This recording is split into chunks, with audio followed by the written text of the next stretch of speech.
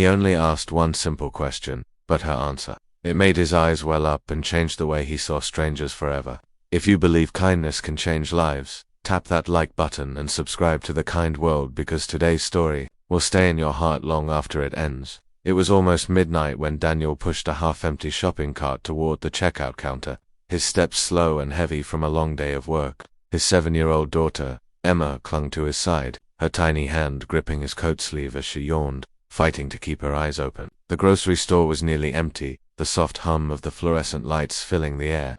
Daniel was used to these late-night runs. Between working 2 jobs and taking care of Emma, there was rarely time to shop during the day. This quiet hour was when he could move at his own pace, without the rush of daytime crowds. When they reached the counter, Daniel gave a tired smile to the young cashier standing behind the register. She couldn't have been more than 20, her dark hair pulled back in a loose ponytail. She greeted them politely, her voice almost too soft to hear. As she began scanning the items, Daniel's eyes instinctively noticed something unusual. Her hands, small, delicate, and pale, were trembling. Not just a light shake, but enough to make the bread slip from her grasp before she caught it again. Her knuckles were drained of color, and her breathing came in shallow bursts. He told himself it wasn't his business. People had their own problems. Maybe she was cold. Maybe she was just tired.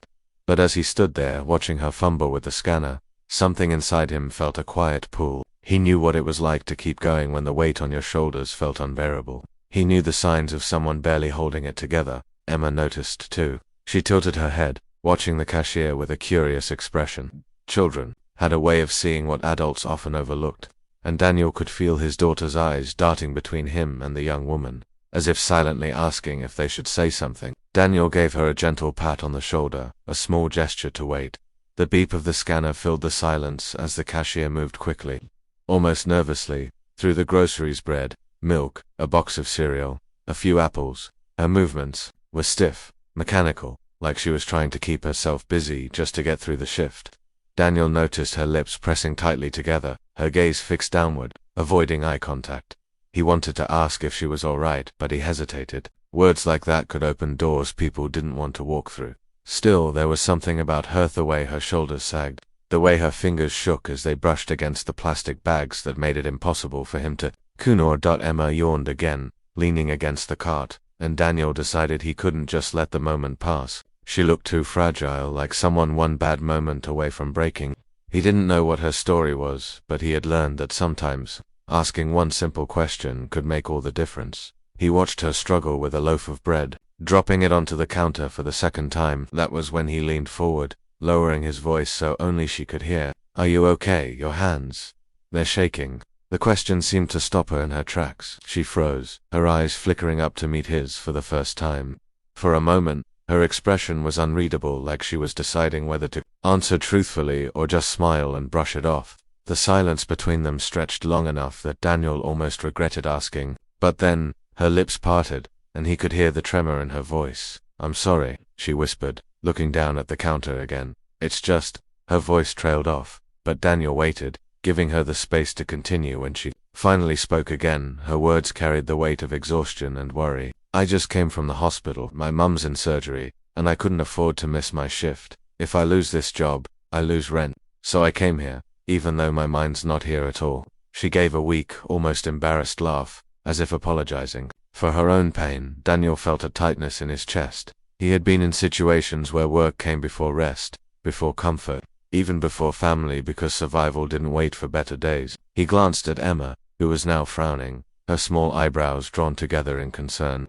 Without saying a word, she reached into her coat pocket and pulled out a little wrapped candy she had been saving. She placed it gently on the counter and pushed it toward the cashier. "For you," Emma said simply.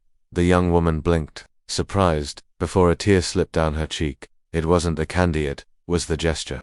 It was the reminder that even in the middle of a lonely night shift, someone saw her. She smiled faintly, her lips trembling as she mouthed a soft thank you. Daniel didn't push for more. He didn't need to. The truth had been spoken, and sometimes that alone was enough to make a person feel less alone. As she scanned the last item, he reached for his wallet, already knowing that this late-night grocery run had turned into something far more important than buying food. Then she reached for the loaf of bread.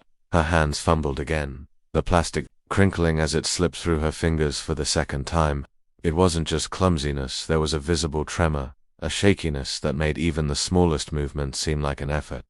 Daniel's eyes lingered on her hands, and something inside him stirred. He recognized the kind of exhaustion and worry that could make a person's body betray them. Leaning slightly forward, his voice low and gentle so as not to startle her, he asked, "Are you okay? Your hands, they're shaking." His words were simple, but there was a weight behind them, a genuine concern that made the question impossible to ignore. The cashier froze. Her eyes widened, and for a moment she looked like a deer caught in the beam of a headlight, uncertain, vulnerable. Her fingers tightened around the loaf of bread, as if holding onto it could steady her. She blinked quickly, glancing down at the counter as if searching for a safe response, one that would deflect attention away from herself. It seemed for a second like she might just smile and say she was fine, maybe blame it on the cold air or being tired. Daniel could almost see the polite lie forming on her lips. But then, something shifted. Her shoulders dropped slightly, her chin trembled, and when she spoke, her voice carried a rawness she hadn't meant to reveal. "I'm sorry, she stopped, swallowing hard. The unfinished sentence hung between them, suspended in the quiet hum of the empty store. Daniel didn't rush her, didn't fill the silence with his own words. He simply waited, his gaze steady but kind, giving her the space to decide whether or not to open the door she had just cracked. Her eyes glistened as she looked back at him, and it was clear that whatever she was about to say was something she had been holding in all night. The silence between them stretched until she finally drew in a shaky breath, her voice barely more than a whisper. "I just came from the hospital. My mum's in surgery." She swallowed, her eyes darting down to the register as though speaking the words out loud made them heavier. "I couldn't afford to miss my shift, or I'd lose my job, so I came straight here. I've been standing here for hours, trying not to cry." Her confession hung in the air like a fragile piece of glass, and Daniel could feel the weight of it. The soft beep of the scanner punctuated her words, a strange reminder that life kept moving forward even when someone's world felt like it was standing still. She kept scanning groceries with trembling fingers, each movement mechanical, as though she could trick herself into believing everything was normal if she just kept working. But the quiver in her lips betrayed her. Daniel's chest tightened. He knew that kind of quiet desperation, the way you keep going because stopping isn't an option. He had lived through nights when exhaustion and fear twisted together until you felt hollow inside. Emma, still holding onto the cart, had been watching in silence. She might not have understood the full weight of the woman's words, but she understood sadness when she saw it. Without asking, she reached into the pocket of her little coat and pulled out a small, wrapped candy. It was one she had been saving for herself, a rare treat from earlier that week. She stepped forward and placed it gently on the counter. "For you," she said, her voice shy but steady. The young woman's hands paused mid-motion. Her gaze fell to the candy, and then to Emma's small, earnest face. Slowly, the tension in her expression softened. A faint, trembling smile broke through the exhaustion, and her eyes filled until tears spilled over. She pressed her lips together, trying to hold them back. But the emotion was too much. "Thank you," she whispered, her voice cracking. For a brief moment, it wasn't about the candy at all, it was about being seen. About realizing that even on the loneliest nights, kindness could still find its way to you.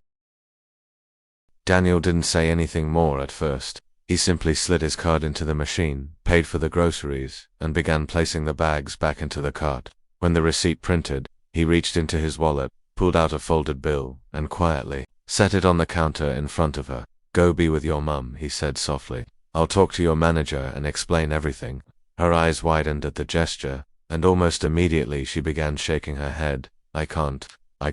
Just leave, I'll get in trouble, and I don't want to take your money." Her words were rushed, almost panicked, as if accepting help would somehow make her burdens heavier. Daniel kept his voice calm, steady, the way he spoke to Emma when she was scared. "Listen," he said gently, "some things are more important than work. Trust me, I know." There was a quiet conviction in his tone, a depth that came from his own experiences of loss and love. For a long moment, she just stared at him, the refusal still on her lips, but her resolve was cracking. The exhaustion in her eyes met the kindness in his, and something inside her gave way.